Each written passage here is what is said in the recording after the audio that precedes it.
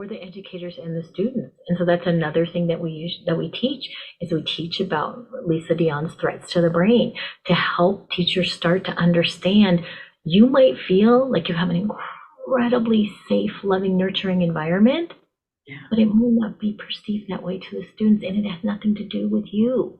Oh, It's about the way that the brain perceives certain things. And so it's just, we really, really work on empowering them with information so that they understand you don't have to take this all personally. Just because a student is struggling doesn't mean you're doing something wrong.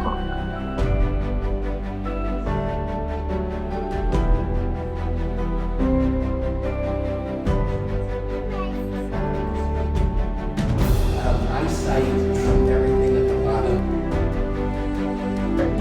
Became a mighty battle cat, and I became He-Man. Can I hide with you? Oh, you want to know if you can hide with me or if I can hide with you. You choose. Would you like to hide together? You hide with me.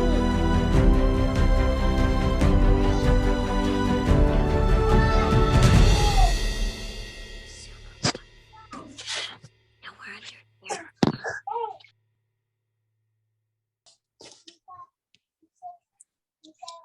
28, 29, 30.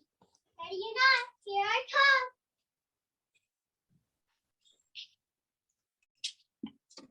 And you.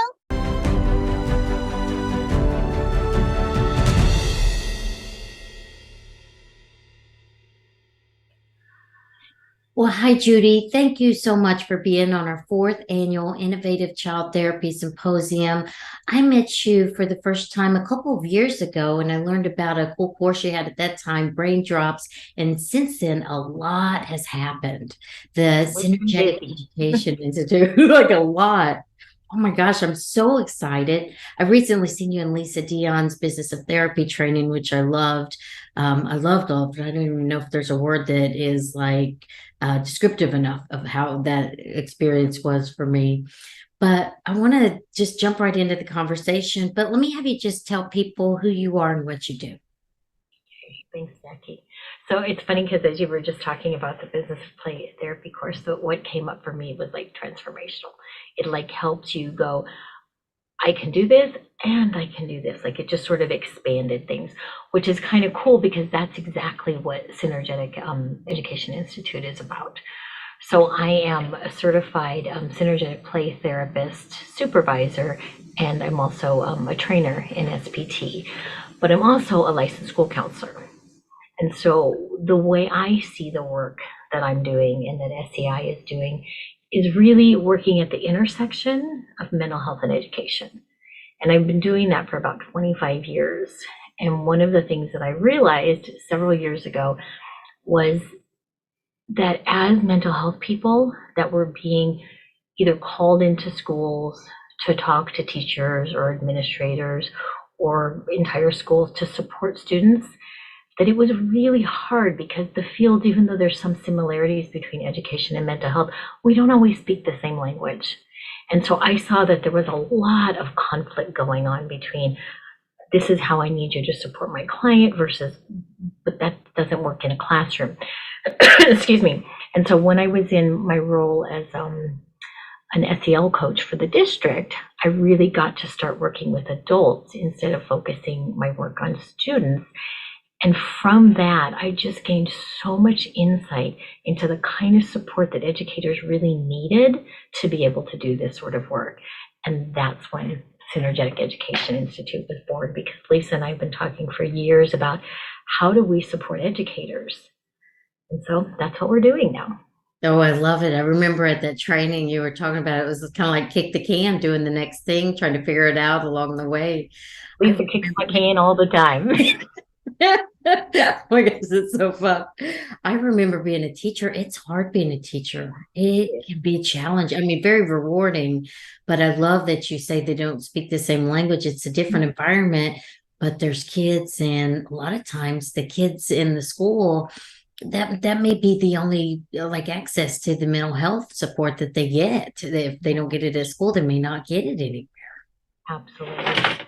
And so a big part of what we do at SEI is we not only work with educators, but we work with school-based mental health people and we work with administrators. And in some instances, we're actually working with an entire Department of Education or school district, because what we really see as our mission is transforming education through empowering educators and students.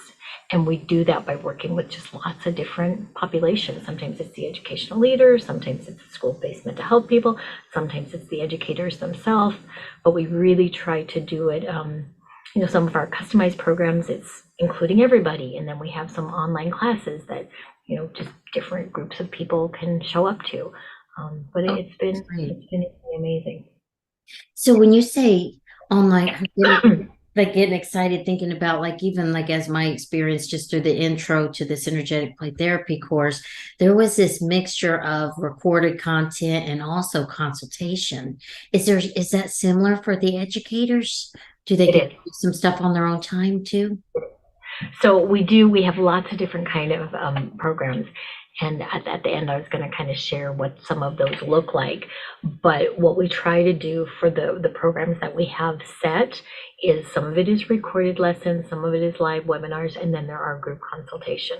Because one of the things that we know is you can talk about theory and it can be really helpful to share and start to understand what might be going on. But what it looks like in a second grade classroom versus what it looks like at a district level versus what it looks like in a high school classroom, that's going to be really different. And so that's why we try to do the consult groups, because the other thing we know is that this work is hard. Yeah. It's hard. And once you hear something and you go, okay, I'm going to try that, and you walk into a classroom or you walk into maybe an IEP meeting and you try something and it doesn't work. Yeah. You're like, okay, now what? And so through the consultation sessions, we're able to go, yes, it's not going to always work. And we know that in mental health, we know that we have to have lots of different tools in our toolbox because every situation is going to be different. And so through the consultation groups, we get to do that. Because one of the things, excuse me, that we're working on is we're really trying to support a paradigm shift. Yeah. These are the kinds of things that we do a lot around when we're working with educators, is that we're really trying to help them see that you can use a regulatory focus, which really means having just a broader view of behavior. Yes. That we're not going to say, don't look at behavior the way you're looking at it, but let's add some layers. And so we talk a lot about the neurobiology and the neurophysiology of what's actually happening for students and for the adults during those moments of challenge and moments of dysregulation, because there's a dynamic there. And so we do a lot of talking around brain states. Some of Bruce Perry's work on the neurosequential model, and we talk a lot about nervous system arousal states, and really trying to help educators start to just add layers on how they understand and start to reframe behavior, so that it's not just, well, that's a really aggressive child, but that's a kid that's stuck in hyperarousal. And as we start to step back and look at it that way, it just opens up. Okay, so the strategy that you're using, great strategy, but let's talk about when it's going to be effective. It's going to be effective when a child is in their prefrontal cortex or that student is regulated. But that strategy is not going to be effective when they're in the lower parts of their brain or they're dysregulated. So let's start to talk through using the right strategy at the right time. So we're never going to say, don't do that. We're going to talk about when will that work and when won't that be effective. And so that's a big part of using the regulatory focus. Oh, I love that. I could imagine it's probably received better that way too. Like way better, yeah.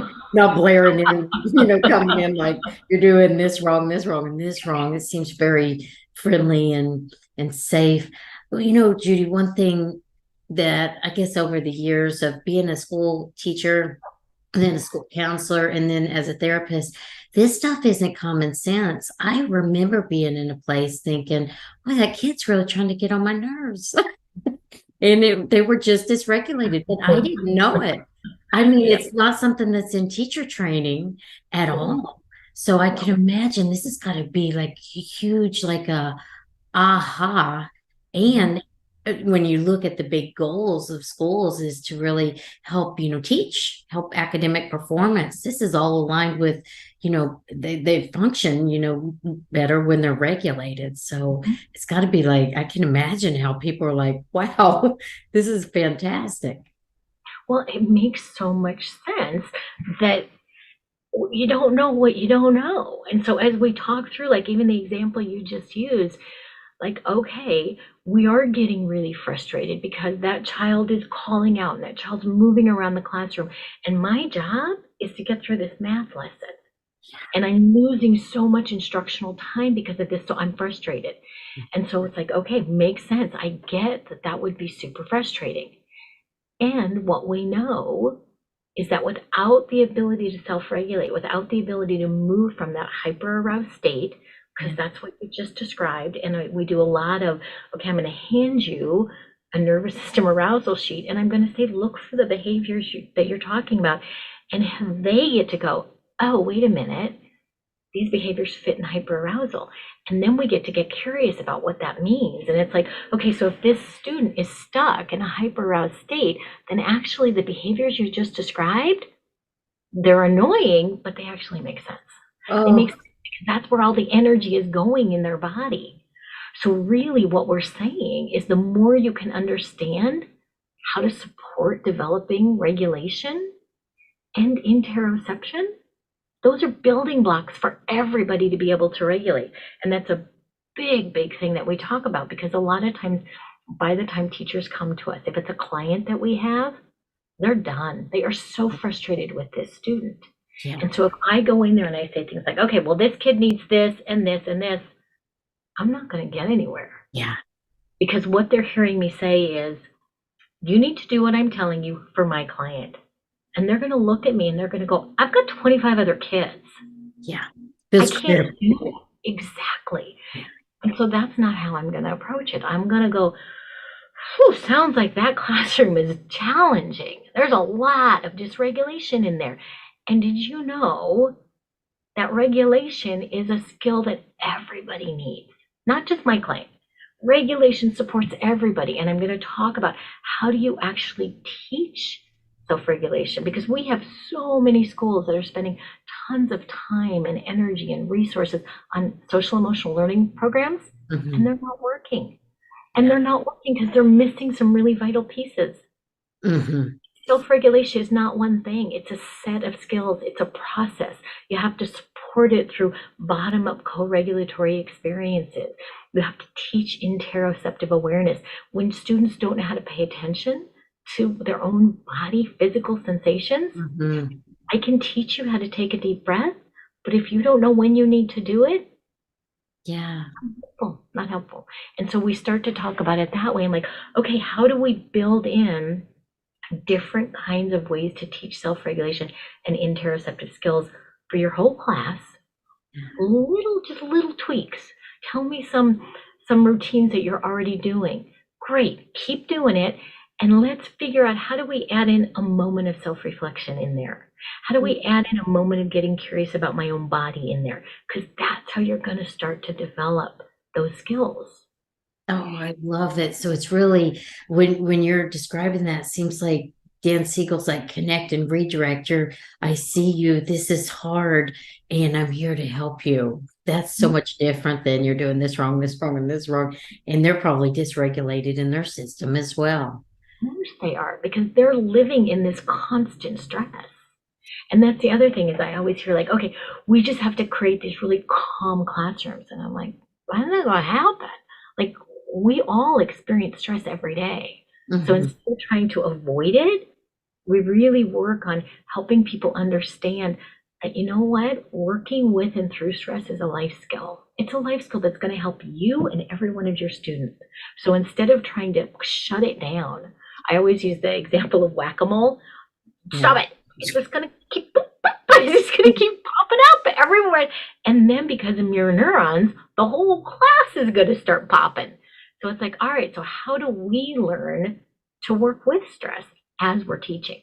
Because that's what's going to change what's happening in the room.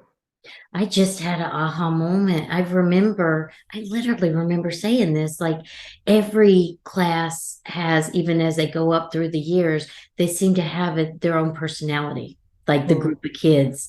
That's why their nervous systems are like interacting. So it's Yep. not like a phenomenon. It's really explained by they're the same kids, even when, like, say, third grade, they move up to fourth grade, you mix them up a little bit, but there's still a vibe that goes through. It's the interactivity of the nervous system. Oh, my goodness, that in itself could be a game changer if they just like put some regulation like supports in there that could change like how the whole year goes for everyone. And change that whole dynamic because it's one giant nervous system.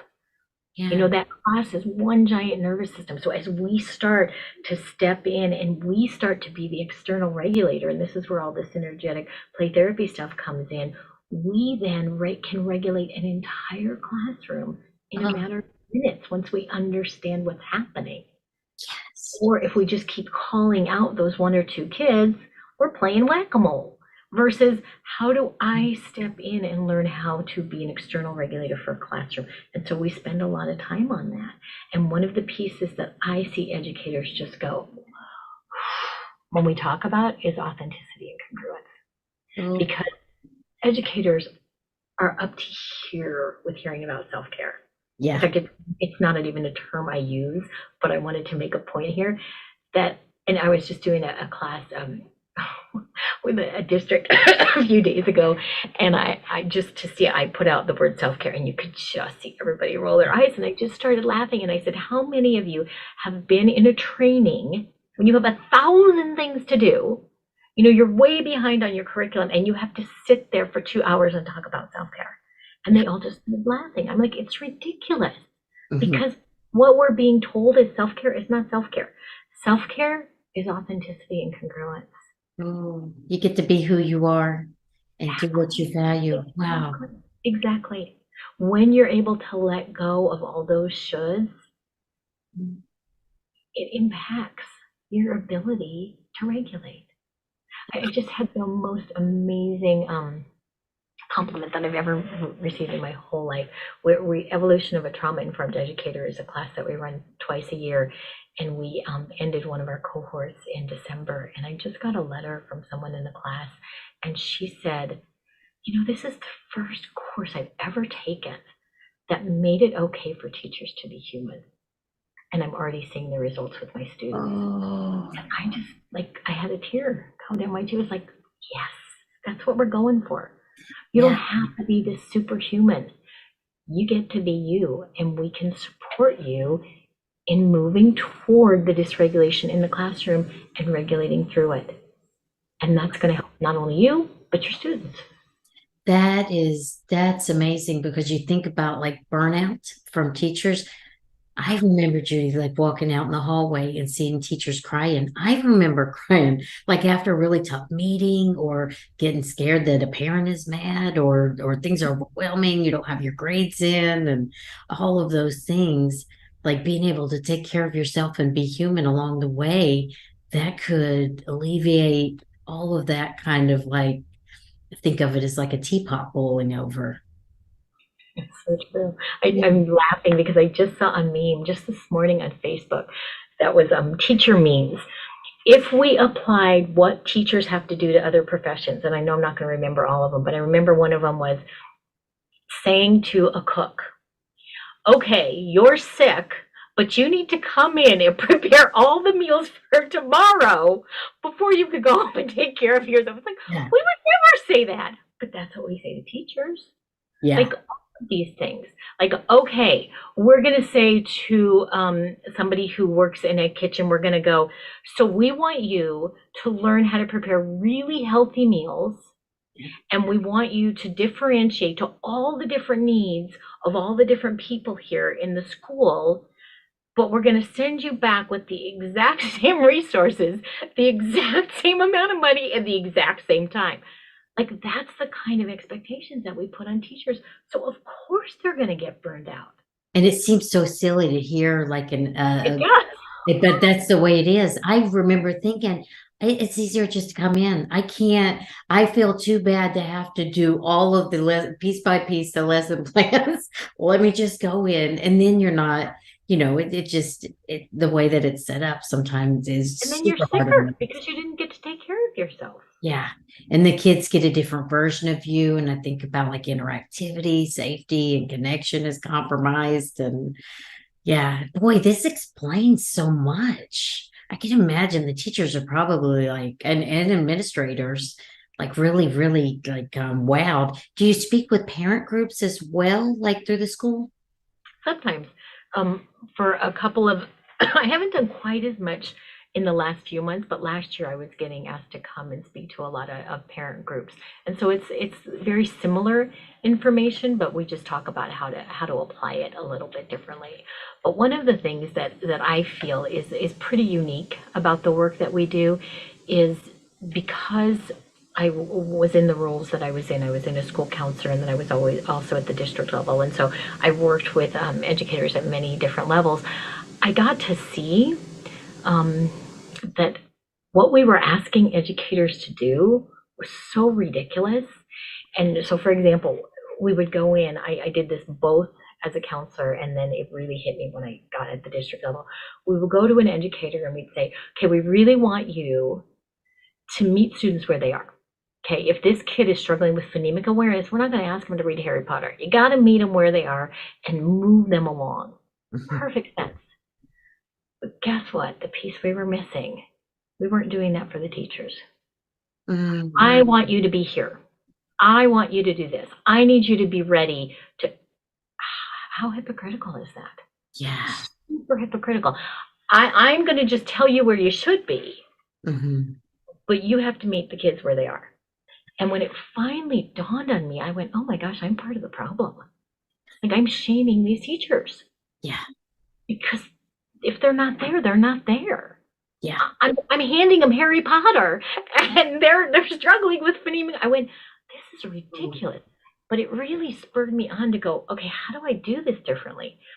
And I developed what we now call the developmental mindsets paradigm, which actually has 5 different stages. And so I teach school-based mental health people or clinicians, how do you start to recognize what are the clues that show us where somebody might be in their readiness to step into this work? Because this work is hard.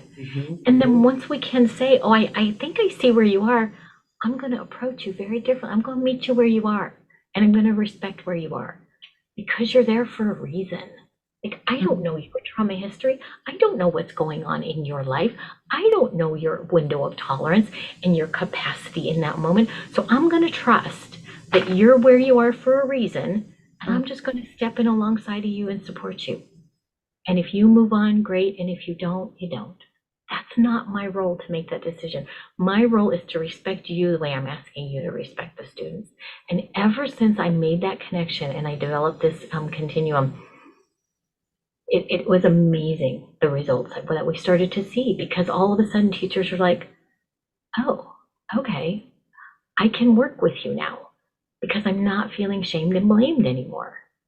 Wow. Wow. Now, what example, I'm trying to think about the, like in terms from my experience, would it be like if somebody's struggling writing like learning objectives or being able to maybe pace the class or struggling with maybe classes I don't know why it's coming to mind, but like popcorn, like all kinds of people up and down, and the classroom management, that's what it is. Is it helping them like with anything? Like I noticed you're So struggling with that. the key would be, how are they talking about it? So if I have somebody saying to me, oh, these kids are driving me crazy. Like, I know what I'm doing. I am a good teacher. I have been doing this for 20 years. I know what I'm doing. I don't need to change what I'm doing. That's a clue to me where they are in this continuum. Versus if they say, that kid is making a choice about this. That kid could be doing something different and they're choosing not to. That's a clue that tells me where they are. Versus, oh my gosh, can you help me figure this out? I know that something else is going on here. I recognize it. Can we talk through it? And we have a 20-minute conversation. And then they go back into their classroom and they do exactly what they were doing before. That's a clue. And so it's, how do I look at, we call the stages pre-inquiry, which is where I am feeling very defensive. Mhm. So stop, leave me alone. I'm feeling blamed by you. And there's clues to help us identify that. And then the next stage is wondering. I'm starting to wonder if something's going on, but it's your fault. It's your fault, and I'm going to blame you. And so that's where I'm hearing a lot of negativity. And it's the kid's problem. It's a clue. And then the third stage is exploring. And this is where I have figured out that there's something going on and I want to make some changes, but I'm not sure how yet. So I'm in a really vulnerable, fragile place because I've realized, oh my gosh, I'm not doing the best I can. And I'm feeling a tremendous amount of self-doubt and overwhelm. Yeah. Clue. And then the last two are rethinking, whereas I'm using the skills, I'm figuring it out, but it's really exhausting and I'm not sure if I can keep doing it. And then the final one is embedding, where it's like I'm stepped into it, I'm feeling empowered. But once I hear and see what they're doing, I go, I see where you are.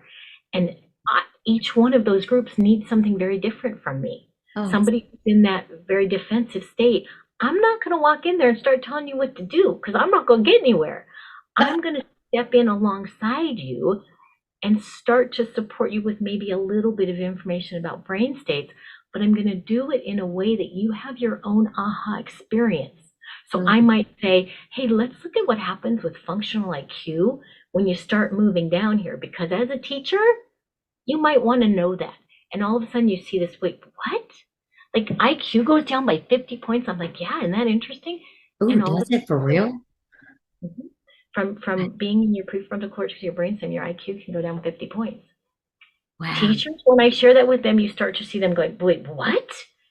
They're having an aha moment of, okay, what she just said might be of interest to me. And then I do a lot of experientials with them so they get to feel, what does it feel like to be asked to do something that requires you to be here when you're down here? Mm. What does that feel like? And so we have experiences together where they start to go, something's happening here. And that shifts them to, okay, now I'm starting to wonder about this. And then once they're in the wondering stage, my role becomes, I'm just going to try to help them get curious. That's all I'm going to do. So when they come to me and they say things like, the kid's jumping around the room, they're calling out, I'm just going to hand them my nervous system sheet and go, wow, that sounds super frustrating. Where do you see those behaviors on this chart? And then they get to say to me, oh, those are all in hyperarousal. And I get to go, oh, how interesting. And then they get to go, I wonder what that means. So I'm not I'm waiting for them to ask me questions about it. Oh, So my that's role beautiful. just shifts depending on where they are. It And I seems just almost like, Judy, like along. you're like arm in arm with them on a journey. You're right beside of them, just helping them along, just kind of like nudging them one way or another in a very connected way. Mhm. That's a valuable sheet that you hand them. It's that nervous system sheet. It's a good one. It's a good one. It's like, how interesting that their behaviors are in that column. I wonder what that means. Versus me standing up there and going, let me teach you about the nervous system. It's a very different approach. I would do that with certain people, but if somebody who's in the place where I want them to start asking questions and getting curious, I'm not just going to shove information down their throat. Oh, I love it. You know what it makes me think of? It's like the stages of change, how there's this like pre-contemplative, contemplative, and like it kind of seems like that, but in, like the school, not exactly, but it definitely makes me think about how you're navigating it in a way that you're supporting relationship and safety, so they're able to hear it. Absolutely. Because the other thing is that it lines up perfectly with the stages of grief. And I didn't even recognize that as I was developing it. I recognized it after the fact and I went, what does that mean? And I realized teachers are grieving. Oh, School yeah. counselors are grieving. This is not the job they signed up for. Oh my, that is so true. I actually had so much to where I left school counseling to be a therapist for that very reason. It's hard. Wow, when you think of it like that, it really brings that compassion component into it. Absolutely. I understand now why you're angry. I was teaching the developmental mindset this morning to a group of counselors, and someone asked me, well, what do you do when they're just so angry? And I said, okay, we're headed there. And then when we got to this piece and I looked at her and I said, and we put it in the frame of reference of what's happening in terms of the dynamics, and that this person was in this stage, the second stage, which is all about anger. I said, does it make sense now? And she's like, I totally get why they're angry now. So it's like now I can step back and take a deep breath and go, being angry makes sense. Yeah. I'm still going to work with it. And there's a part of me that wishes you weren't. I'm going to be honest about that, but you are, and I understand why you are. Oh, I You're love not that. getting to teach. You're not doing what you signed up to do. Yeah. That's hard. And you're not getting the support you need. And one of my all-time favorite quotes is by Gabor Mate, and he says that safety is not the absence of threat. Safety is the presence of connection.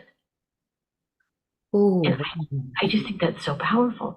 It's like, yes, in those first 3 stages, they're in protective mode. They are not feeling connected. Yeah. So it doesn't feel safe. Yeah. Like this person's with me. They have my best interest in my mind, in their mind, and they're not trying to like criticize me or shame me in any way. And then when you feel safe, you can open up. Yeah. Oh, that's beautiful. I love his work. He's super authentic. He talks about I wonder how his wife feels about it sometimes, though. yeah, he shares like stories and everything, but he doesn't always and Dan Siegel does this too a little bit in his books, but like he doesn't always try to paint himself as perfect. He's like very very much like, I struggle with this and this is what happened here, and that's beautiful. So I love that though. Safety is the presence of connection, because you can be, especially I think about schools, I think about like some schools, it doesn't even have to be like a school that has like danger in there. I'm thinking of like a high crime area or anything. You can have unsafe conditions even in something that looks beautiful, very, very polished. There can be some very painful interactions there. So you can bring safety in wherever. For the educators and the students. And so that's another thing that we teach is we teach about Lisa Dion's threats to the brain to help teachers start to understand you might feel like you have an incredibly safe, loving, nurturing environment, but it might not be perceived that way to the students, and it has nothing to do with you. Oh. It's about the way that the brain perceives certain things. And so it's just, we really, really work on empowering them with information so that they understand you don't have to take this all personally. Just because a student is struggling doesn't mean you're doing something wrong. Yeah, that is so powerful. I remember even like Teresa Frazier, she just told me this recently. Like she had a person say that her smile and her nice tone of voice seemed very dangerous because that was part of their history. So even people that have like such a beautiful environment, the child, depending on their history, could be dysregulated just because of that. There's some triggers there. Oh, that's so powerful, because there's a lot of well, they should be grateful. They should be happy. That's so hard. So true. But they don't know. They literally don't know. Are there more of you? I mean, like, do you train other people to go out into schools and do what you're doing as well? So we're moving that direction. Right now, it's me and Lisa, and then we have another person, Michelle Melvey, that I have worked with in the past. She was actually the principal at the school where I was a counselor. And so beautiful stuff that she gets to bring in is she gets to look at this from a systems perspective. And so she gets to work with administrators and school districts and go, okay, yes, all of this is really, really important, but how do we implement it systemically? And so she brings in all those pieces, which is really beautiful. But we're moving towards getting more people on board. We're still relatively new, but that's the direction, because we're pretty busy. But we want to be busy. We want to get out there to just as many schools and as many educators as we can. And so as we continue to grow, we will be looking at adding more trainers, and because consultation feels like such a big piece to us. That's the part that's starting to feel a little challenging to me, is because right now I'm doing all the consult groups myself, and that's starting to get a little hard. So I feel like, Judy, I feel like I'm watching history change. Almost like there's this image of a timeline. Gosh, it's making me kind of emotional. Think about it. Like there's a before and after, and this is going to change the trajectory of education, because there is a big awareness. I think a lot of people agree that things aren't optimal. And this is the something that could change a trajectory. But there just needs to That be gave me more of you. That gave me Well, there's a couple things I want to share because I know so much of your audience, they don't necessarily work in schools. So they're clinicians, but they have connections with schools because of their own clients. And so there's a couple of things that I want them to hear, that you don't have to be in a school to be able to use these approaches that I'm talking about. So the first one is being able to meet them where they are, being able to step back and go, they're going to be where they're going to be. And I just have to be supportive of who shows up in front of me. And then the second one is, if I can be authentic as the clinician in my interactions with the educators, that's going to invite them to be more authentic and vulnerable with me, and focusing on relationship building even over my client. So what do I mean by that? If I get a phone call from a teacher or I get invited into an IEP, I'm going to go in there prepared to develop a relationship with that teacher and support them in their classroom. And so I'm not going to just talk about my student or my client. I'm going to talk about ways to support them as a human in the classroom, ways for them to be authentic in the room, ways to help them understand that stress is impacting everyone, ways to help them see that supporting regulation is going to help every single person in that room, not just my client. And more importantly, I'm going to say, I'm not asking you to be a therapist. So one of the examples that I often use is, if I happen to be walking down the hall and you were teaching a group of first graders to read, and all of a sudden there was an emergency and you had 2 classes instead of 1, and you grabbed me and you said, Judy, we need you to help these kids read.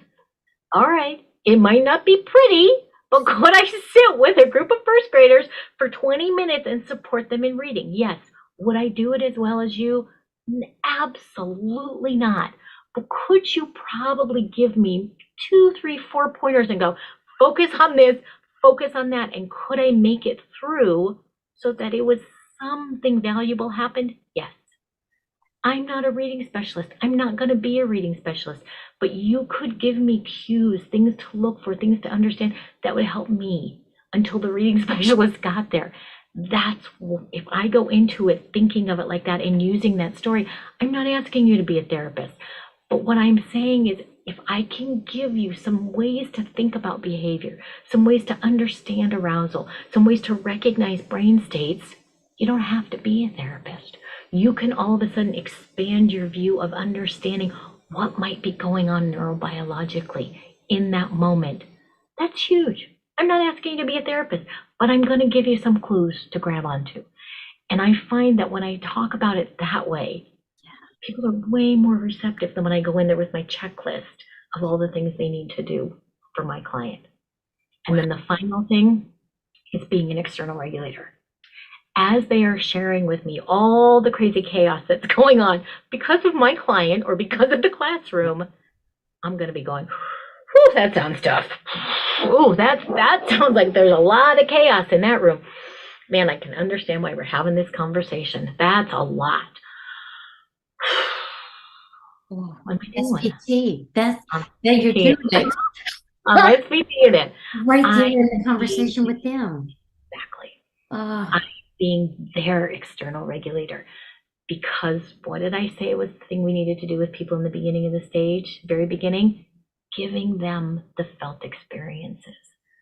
So if all of a sudden they're with me and I'm not jumping into it with them, but I'm using the concept of 1 foot in, 1 foot out, feeling the dysregulation, but supporting them through it, lending them my regulatory capacity, they're going to feel better. They're going to want to talk to me again. They're going to go, I don't know what she did, but my system started to settle when I was with that person. And all of a sudden, they've had a felt experience of what it feels like to be co-regulated. That's the best teacher of all. Huge. Yep. Wow. That takes the shoulds off the table. Let's just throw them to the side. Let's be human together and be that external regulator like Alan Short. Wow. This is so good. This is so good. Okay. So we're almost out of time, but I want to make sure people know where to go to learn more. Or do you have a training set up yet? Or we have tons of training set up. We have, if they go to synergeticeducation.com, We have the class Evolution of a Trauma-Informed Educator. We offer 2 cohorts a year. We just started our spring cohort like a week or 2 ago, so we're in the middle of that. And then there'll be another one next fall and next spring. And then we also have One Foot in Education, and that's specifically for people with SPT training. And so depending on your background, they would determine which one of those programs would be more appropriate for you. And then we have tons of free resources. So if you go to our site, there's just so many different things. We offer free webinars, we offer newsletters, we're writing blog articles all the time. There's lots of resources on different content that we teach. And then we're very often doing customized programs. So specific schools call us, or specific groups of school counselors or therapists that consult with schools. And so we're doing lots of different things. So if you're interested, feel free to reach out. Synergeticeducation.com. I love it. I love everything about it.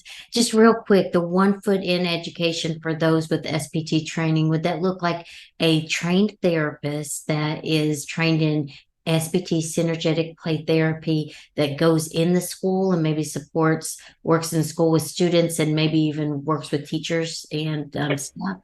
Okay. Wow. I might look at that one. That's exciting. Well, thank you, Judy. As always, you've been amazing. And this is so, so very helpful. I really appreciate it. Well, it was my pleasure, Jackie. I love spending time with you. Oh, same, same, same. All right. Bye-bye.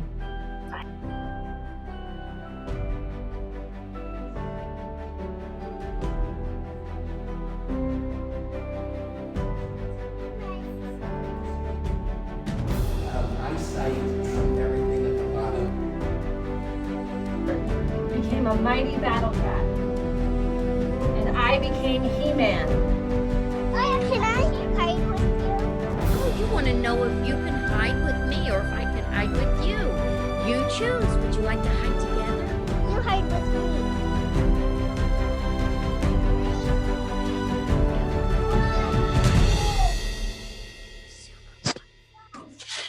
Now we're under here.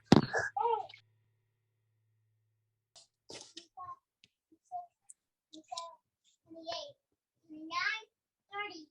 Ready or not, here I come.